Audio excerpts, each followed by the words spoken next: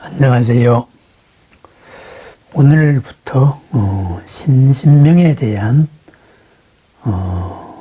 이야기를 계속해 보기로 하겠습니다. 신신명, 그죠? 믿을 신, 마음명, 마음심, 그리고 새길 명입니다. 그러니까 명이다 할 때는 새긴다 이거죠. 명심한다 이런 말도 있잖아요. 그러면 신, 무엇을 믿느냐? 마음을 믿어야 된다. 마음이 이러이러하다는 것을 새겨서 믿어야 된다. 마음이 이러이러하다는 것을 명심해야 된다. 바로 이런 글귀입니다. 이 글을 지은 사람은 너무나도 유명한 삼조 승찬 대사입니다. 승찬은 해가에게 이조인 해가에게 법을 받았다고 하지요. 그죠? 40이 되도록 해가 앞에서 나타나지 않다가 승찬은 문둥병을 앓았다 그래요. 그래서 스스로 부끄러워서 세상에 질시도 많이 받았겠죠. 그죠? 머리도 다 빠지고, 그죠? 보기 싫은 병인데. 그래서 이제 여러 구박도 많이 받았을 거고, 스스로도 주눅도 많이 들었던 모양입니다. 그래서 조당집이라는 책에 전해 내려오는 이야기에 의하면은 해가 스님의 회상에 있으면서도 스스로 모습을 드러내지 않았다 그래요. 신문도 밝히지 않고. 그러다가 어느 날 만이 넘었을 때 바로 이야기했다고 합니다. 그죠? 제가 전생에 죄업이 많아가지고, 그죠? 이렇게 풍질, 문둥병을 앓았습니다. 그렇기 때문에 화상께서는 저의 죄를 참회하게 해 주십시오. 그랬습니다. 그랬을 때 해가는 스승에게서, 달마에게서 법을 전했던 그러한 똑같은 말을 했습니다. 그대의 죄를 가지고 오면은 내가 참회시켜 주겠다 그랬습니다. 죄를 갖고 와라 그랬어요. 그래서 이 승찬이 한참을 찾았으나 그 죄라는 실체가 없는 거예요. 그죠?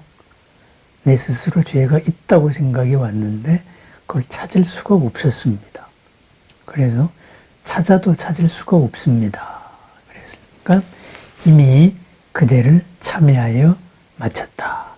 이제 그대는 삼보에 귀의하라. 이렇게 해서 이제 제자가 됐습니다. 제자가 되고 이제 그대는 바로 보물과 같은 존재다. 그렇게 하천한 존재가 아니다. 이거죠. 문둥병 앓아서 사람들이 어떤 구박을 받는, 스스로 주눅든 이런 존재가 아니고 바로 보배와도 같은 빛나는 존재다. 그래서 승찬이라고 이름을 붙였습니다. 승이라는 말은 승려라는 말이죠. 찬이라는 말은 이제 구슬옥인데 빛날 찬자입니다. 그러니까 빛나는 승려, 빛나는 스님 이렇게 찬란한 이름을 지어줬습니다. 그래서 이름이 승찬으로 전해지게 되었습니다. 이 승찬이 남긴 부후의 작품이 바로 신신명입니다. 신심, 믿는 마음. 믿는 마음이라기보다는 마음을 믿어야 된다 이겁니다. 마음은 이런 것이다. 그래서 이 바로 마음법문을 밝힌 구절입니다. 그래서 맨 처음의 시작을 보면은 지도문안 유혐간택 단막증에 통연면배. 도에 이르는 것은 어려운 것이 아니다. 오직 가리고 선택하는 것을 꺼리기만 한다. 다만 미워하고 그리고 애착해서 집착하지만 않는다면은 탁 트여서 명백하게 드러나는 것이다. 그래서 간택, 그죠? 가리고 선택하는 것, 가리고 선택하는 것을 벗어나면은 그러한 사고방식에서 벗어났을 때 바로 도에 이를 수 있다. 이렇게 말했습니다. 이렇게 시작을 해서 맨 마지막에 끝나는 사고계가 신심불이, 불이 신심, 언어도단, 비거래금 이렇게 되어 있습니다. 마음을 믿는다는 것은 둘 아님을 믿는 것이다. 둘 아님을 아는 것이다. 그죠? 신심불이. 또 불이신심. 둘 아님이 바로 마음을 믿는 것이다. 그죠? 그런데 이 둘 아님은 언어도단, 언어의 길이 끊어졌고 비거래금, 지나간 거죠.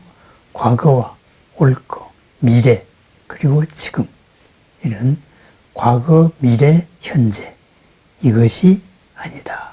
시간을 초월한 자리이다. 이렇게 말합니다. 그죠? 언어와 시간을 초월한 이 한 마음, 이 마음에 도달하기 위해서는 모든 상대적인 대립관계의 생각, 대립으로서 생각하는, 이분법으로 생각하는 이러한 사고방식에서 벗어나야 된다. 이렇게 밝힌 글입니다. 그래서 146구 584자로 되어 있습니다. 73개의 대구로 되어 있는데 이것은 이제 4구계로 했을 때는 36개송에다가 2구가 추가된 바로 그런 겁니다. 그러니까 모든 상대적인 것, 불이 둘 아님을 회복하기 위하여서 둘을 상대적인 것을 대꾸시켜서 그것을 초월하는 방법을 초월하라고 일러주는 가르침입니다. 그래서 나와 남, 사랑하고 미워함, 그리고 역순, 그죠? 역경, 순경, 그리고 있음, 없음, 또 시비, 옳다, 그르다 이러한 것을 전부 벗어나야 되는 그런 마음의 도리를 밝히고 있습니다. 이것을 달리 표현하면 뭐겠어요? 중도입니다. 중도라는 게 뭐겠어요? 가운데다. 이게 아닙니다. 그죠? 무엇으로서 표현된 것은 있다, 없다 하는 것은 한쪽으로 치우친 겁니다. 그죠? 그럼 중도. 중에서는 뭐예요? 있다, 없다가 다 포함된 겁니다. 가운데가 아니고 중도라는 것은 전체입니다. 우리는 한 면을 보는데 중도는 이 전체를 보는 거예요. 그죠? 입체 그대로 보는 거예요. 이것이 중도입니다. 그래서 이 한 면 한 면으로 구별하는 방법, 이것이 둘로 보는 방법입니다. 그래서 간택입니다. 선택을 하고 취합니다. 그죠? 가리고 취합니다. 뭐 일상생활에서는 편가름을 하는 거지요. 그런데 사실은 그렇게 편가름될 실체는 없는 것이다. 이런 말입니다. 그래서 편가름으로 보지 말고 입체적으로 보자. 전체를 보자. 그것이 바로 중도입니다. 중도도 뭐 오해를 많이 받는데 가운데라고. 가운데가 아닙니다. 전체를 보는 겁니다. 전체를. 그죠? 그래서 이제 이 신신명은 아주 중도를 밝힌, 둘 아닌 본문을 밝힌 명문장입니다. 그죠?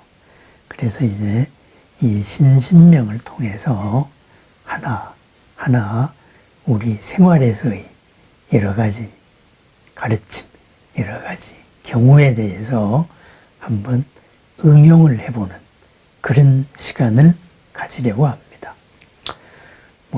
지극한 원론적인 아주 이런 순수한 지극한 도를 밝히는 글임에도 맞지만은 이 신신명의 글들은 우리 생활의 현장에 바로 쓸 수 있는 가장 신신명의 글을 낮추어 가지고도 응용할 수 있는 아주 훌륭한 글입니다. 아주 훌륭한 본문입니다.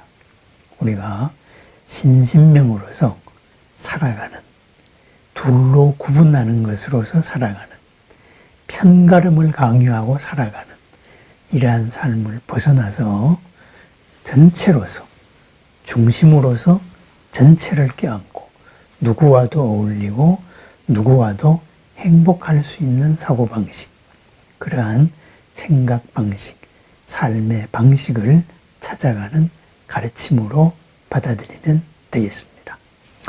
신신명 공부를 이제 시작을 하겠습니다.